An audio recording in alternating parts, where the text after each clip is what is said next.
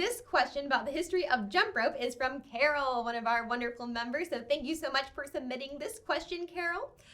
There is little evidence about the history of jump rope, I am sorry to say. Humans have been making rope for a really long time because it is a practical tool.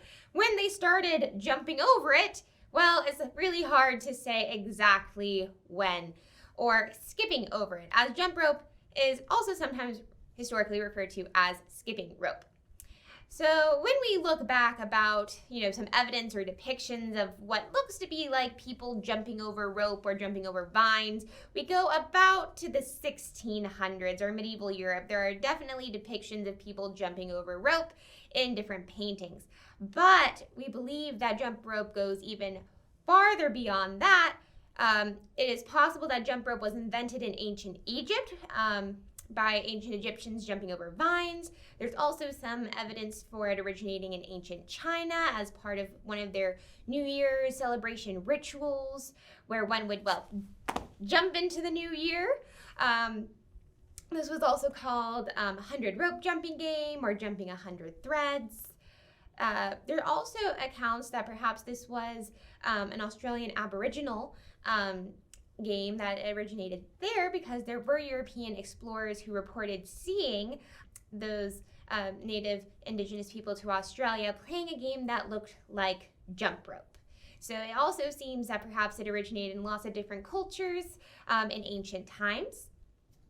But if we're going to focus about the history of America, by the time America comes about, jump rope is indeed an established children's game.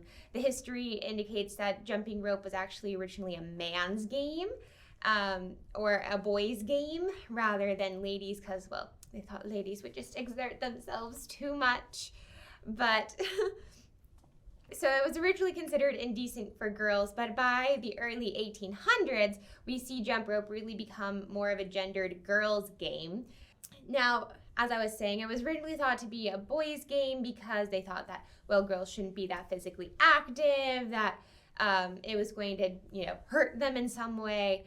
If you look online, sometimes it has this trope, women couldn't jump rope or girls couldn't jump rope because, it might show their ankles when they jump. And that's just a trope that has nothing to do with why little girls shouldn't jump rope, because little girls' dresses historically are short because children trip over things and get messy. So little girls' dresses, they were always shorter and they usually showed their ankles and lower legs, sometimes even came up to their knee, depending on which era in history we're talking about.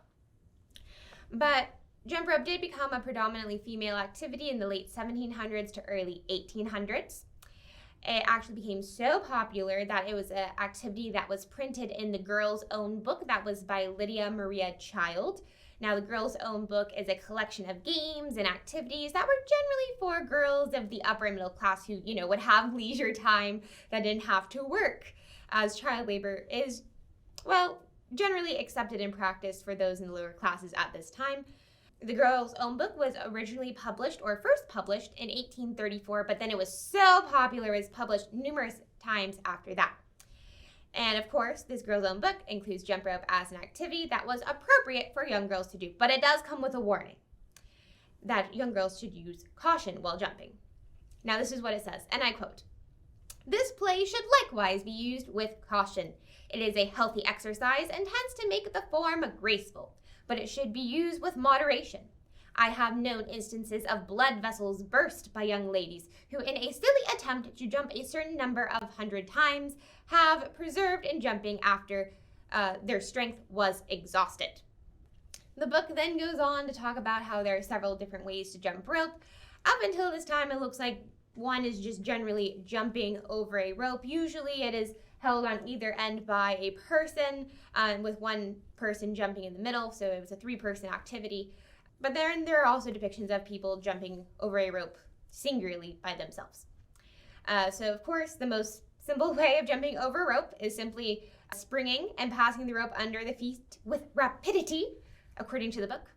One can also cross their arms at the time of throwing the rope, passing the rope under the feet of 2 or 3 who jump at once. So therefore, you have multiple people in the middle. Also, the rope could be held by 2 little girls at each end and then thrown over a third who jumps in the middle. The more difficult feat should not be attempted until simpler ones are perfectly learned, though according to this book, you should always jump on a smooth, hard surface. So children began adding chants to the game of skipping rope. Chants have been used in every culture since jumping rope has started. Most rhymes that we still use today in America date back to the Victorian times, back to the 1800s, and most of them have been attributed to children in the USA or children in the UK or Ireland that then made their way over here. We don't really see double dutch come into play until the 20th century. Some people believe that double dutch or using 2 ropes went all the way back to when the Dutch actually began to colonize America. But we don't see it as popular. It's not mentioned in the girl's own book as one of the ways to jump rope. But it became incredibly popular into the 20th century as America became more urban, because jump rope or double dutch, it didn't take up much room, so therefore it can be played in, well, the sprawling city when there isn't much room for children to just go outside and play. It can be played on a sidewalk or in an alley. But this style of jump rope, double dutch, became very popular in urban African American communities, and therefore became very associated with that culture. Jump rope remained a quote-unquote girls' activity until the 1950s and 1960s, and that is when we have some very high-profile pro athletes such as Muhammad Ali, who popularized jumping rope as a way to train for speed and agility, and therefore made it more acceptable and even good for men and boys to jump rope, as it is a good way to train for speed and agility. And then, of course, there was that whole fitness craze in the 1970s, and then we see a whole explosion of jump rope. There are new competitive forms of jump rope. There's lots of different variations, including double dutch, but then we also start to see a freestyle jump rope. Today, jump rope is a competitive sport in over 38 countries, but it doesn't have enough countries recognizing it to be an Olympic sport yet.